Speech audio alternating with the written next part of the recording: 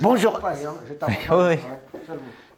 Bonjour à tous. Alors, pour la troisième fois, c'est devenu une habitude maintenant, hein, notre ami haïtien James Vixamar. Alors, j'ai quand même une petite réflexion qui sera désagréable pour certains, mais on m'a reproché d'utiliser Monsieur Vixamar comme couverture, voilà, pour diluer mon prétendu racisme, sous prétexte que je suis royaliste d'extrême droite.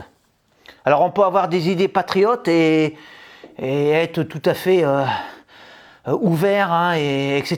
Donc, voilà, tous ces esprits étriqués qui me taxent de raciste sous prétexte d'abord que j'utiliserai Monsieur Vixamar et sous prétexte que je suis royaliste de droite. Bon, ça ne tient pas la route, ce sont des clichés, ce sont des choses et même inacceptables. Voilà.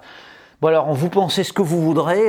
Bon, c'est possible, hein, pourquoi pas, après tout, je me servirai de l'image noire, parce que M. Vixamar, comme vous le voyez, il est noir, mais les gauchistes ne verront pas un noir à travers vous, ils verront ce qu'on appelle un black. Black, c'est un terme qui édulcore, vous voyez, c'est un terme qui dénoircit. C'est un terme raciste, le terme black. Ça permet d'atténuer la négritude des hommes, des êtres humains. La torsion d'esprit qui consiste à appeler un noir black pour le dénoircir un peu. J'appelle ça du racisme à l'envers. Ça permet de dénoircir le terme black et c'est pour ça que je déteste ces termes-là, hein, qui sont en vogue, qui sortent de la bouche des menteurs, parce que le gauchiste est un menteur. Celui qui veut atténuer la vérité, la réalité est un menteur. Des menteurs, je les appelle des hableurs. Des hableurs. Hablador, c'est des gens oui. qui aiment bavader, voilà. qui ressortent n'importe quoi. Voilà. Allez, bref. Très bien dit. Bref, nous allons. Je vais vous lire mon dernier texte qui est consacré à la petite commune le trou perdu qui s'appelle Clinchamp. Le paysage est noir, l'horizon terne, les ciels légers. Et mon cœur est aux anges. Autour de moi, les champs grelottent sous la giboulée. Les bois épars somnolent dans leur lit d'humus trempé. Ah, peut-être, dans cette ambiance mortelle, rêvent-ils de floraison? Ou espèrent-ils ne plus jamais se réveiller de leur hivernale torpeur? En attendant, leurs masses sombres obscurcissent encore plus cette immensité agreste, bouchée. La route que j'emprunte me mène vers un doux enfer de boue et de mélancolie. Alors j'avance dans un monde isolé, pétrifié, inconnu. Ici, tout est nouveau pour moi. Je découvre un jour différent, un ailleurs au-delà des simples clartés et des habituels brouillards du quotidien, et m'évade dans des nuées de lourdeur, des terres sans nom, des espaces hors de l'obscurité, pas encore lumineux, juste à côté des premières flammes d'une aube onirique, une sorte de crépuscule irréel, fantasmé, idéalisé, pour poètes névrosés, pouilleux à guitare, clochards à barbe dorée et autres fous endimanchés de haillons radieux. Je tremble de froid et de joie.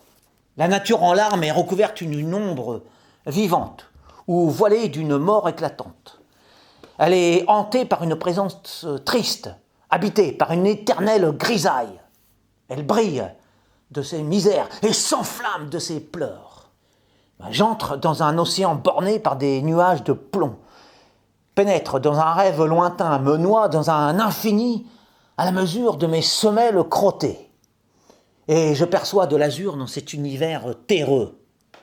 Entre éblouissements, sanglots et lumières fantomales, je me suis égaré à Clinchamp.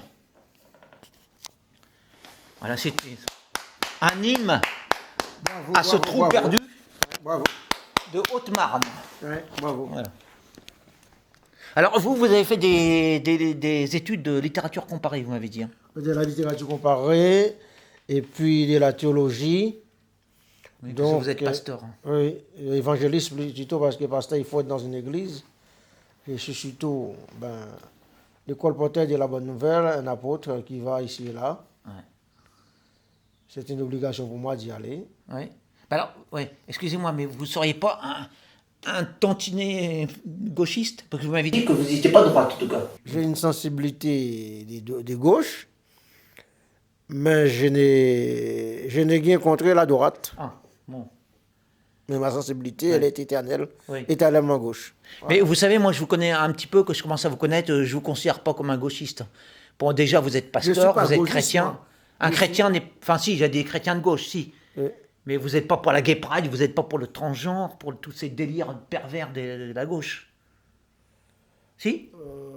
Je ne suis pas ni pour ni contre, Ah bon? mais Vous mouillez pas, vous prenez pas position. je suis neutre. Mais je crois que dans une société, il y a des règles et des principes.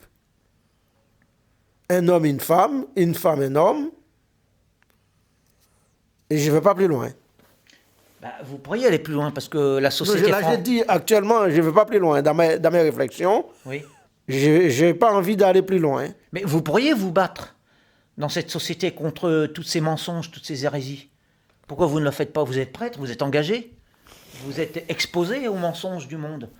Votre devoir, votre rôle n'est-il pas de contrer ce mensonge, cette hérésie?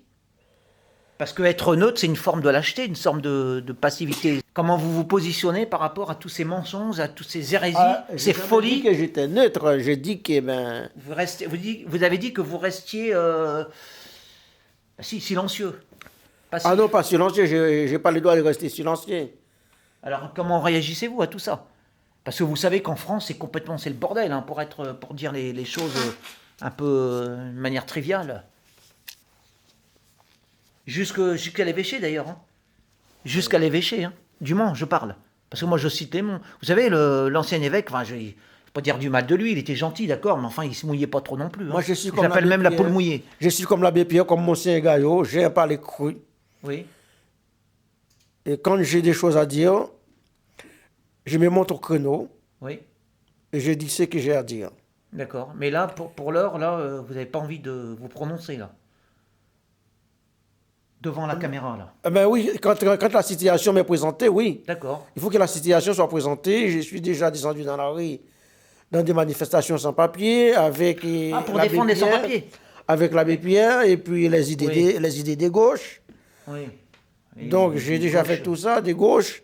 Ouais. Ah si, il y a la droite, il y a la gauche, il y a la... Oui. Si il y a la gauche, la droite, il y a les centres. Écoutez, je vais me faire l'avocat du diable, mais vous ne pouvez pas faire des papiers à tous les sans-papiers clandestins, de voleurs, violeurs, assassins... Qui étaient là, qui sont... Eh bien oui, mais on les renvoie chez eux, parce que l'idéal, c'est quoi, monsieur Vixamar? C'est que chaque non, ils avaient des enfants, citoyen... Ils ont des enfants ici, ils contribuent à l'économie du pays. Permettez-moi de mettre tous ceux-là m'interpellaient parce qu'ils travaillaient au noir, ils étaient exploités, et puis être sans papier, avoir une famille ici, donc avoir des enfants et des femmes, on ne peut pas arracher l'homme et la femme, ils laissent les enfants ici, dans des maisons d'accueil. Donc il m'arrivait de descendre, de monter au créneau, de descendre dans la rue. Oui, ouais. Mais est-ce que vous pensez aux Français aussi, aux Français de souche? Parce qu'on n'est pas obligé non plus d'accueillir... toutes les famines, toutes les misères, tous les accidents de la vie du monde. On ne peut pas apporter toutes les misères du monde, c'était comment ils s'appellent, Woka. Est-ce qu'on n'en a pas déjà un peu trop actuellement en France?